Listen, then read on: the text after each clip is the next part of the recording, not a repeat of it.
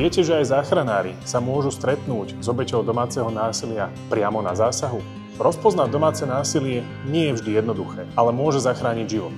Na tohtoročnej súťaži záchranárov s tímami zo 4 krajín, Komárno Rescue, bola jedna súťažná disciplína venovaná práve rozpoznávaniu domáceho násilia. Uvedomili sme si, že nie vždy záchranári vedia, ako znaky domáceho násilia rozpoznať a následne postupovať.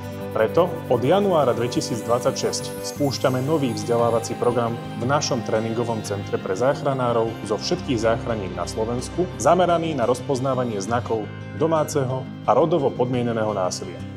Tento kurz vzniká v spolupráci s Koordinačno-metodickým centrom pre prevenciu násilia na ženách, ktoré sa venuje problematike násilia páchaného na ženách a ktoré nám s prípravou kurzu pomáhalo.